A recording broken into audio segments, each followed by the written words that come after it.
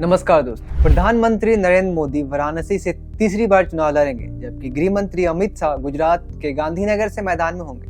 वहीं रक्षा मंत्री राजनाथ सिंह को लखनऊ से टिकट दिया गया है। जी हाँ, मैं बात कर रहा हूँ लोकसभा चुनाव के लिए बीजेपी की जारी की गई लिस्ट की। चुनाव आयोग ने अभी तक लोकसभा चुनाव का प्रोग्राम डिक्लेयर नहीं किया है, लेकिन बीजेपी ने अपने उम्मीदवारों की जो पहली लिस्ट जारी की है उसमें सबसे ज्यादा हैरान करने वाली बात यह है कि 33 सांसदों का टिकट काटा गया है, जबकि 6 सांसदों ने कुछ वक्त पहले ही संसद सदस्यता से इस्तीफा दिया था, क्योंकि बीजेपी ने उन्हें विधानसभा चुनाव में उम्मीदवार बनाया और वे अब विधायक हैं। उनकी जगह भी अब नए उम्मीदवार सामने हैं। बीजेपी ने राजस्थान में 5 सांसदों के टिकट काटे, आसाम में 5, दिल्ली में 4, गुजरात में 5, मध्य प्रदेश में 6, झारखंड में 2, त्रिपुरा में 1, पश्चिम बंगाल में 1 और छत्तीसगढ़ में 4 सांसदों के टिकट पहली लिस्ट में काट दिया है।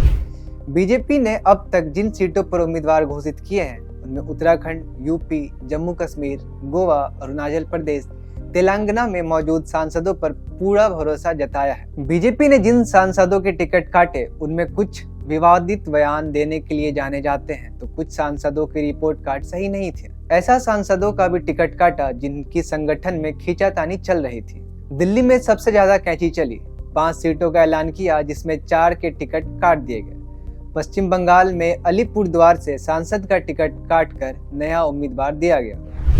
राजस्थान में 15 सीटों पर उम्मीदवारों का ऐलान किया है, जिसमें से 5 सांसदों के टिकट काटे गए। चूरू सीट पर मौजूदा सांसद लगातार 2 बार से सांसद है, लेकिन पार्टी के भीतर खींचातान की वजह से उनका टिकट कटा।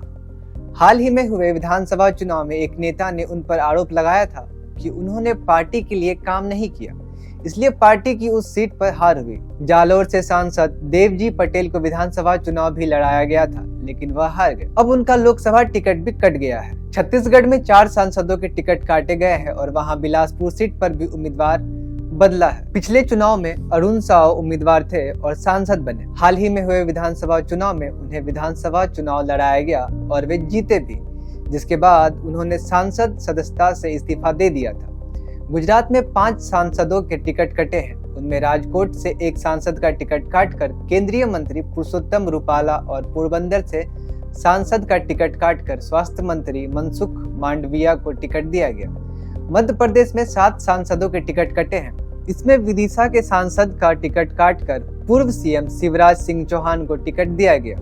गुना से पिछले विधानसभा चुनाव में उस वक्त कांग्रेस उम्मीदवार ज्योतिरादित्य सिंधिया को हराने वाले कृष्णपाल यादव का टिकट काटकर यहां से अब ज्योतिरादित्य सिंधिया को उम्मीदवार बनाया गया है। विवादों में रहने वाली भोपाल के सांसद प्रज्ञा ठाकुर का भी टिकट काटा गया है। मध्य प्रदेश की मुरैना सीट से नरेंद्र सिंह तोमर सांसद थे।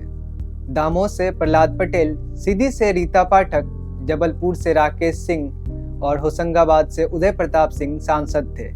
इन सभी को विधानसभा का चुनाव लड़ाया गया था और अभी ये सभी विधायक हैं। हालांकि इन्होंने विधानसभा चुनाव जीतने के बाद संसद सदस्यता से इस्तीफा दिया था। इन सब से एक बात निकल कर आती है कि बीजेपी सरकार अपनी नेताओं के रिपोर्ट कार्ड को लेकर बहुत ही सीरियस है, इसीलिए अपने 400 के पार के वादे से बिल्कुल भी समझौता नहीं करना चाहती।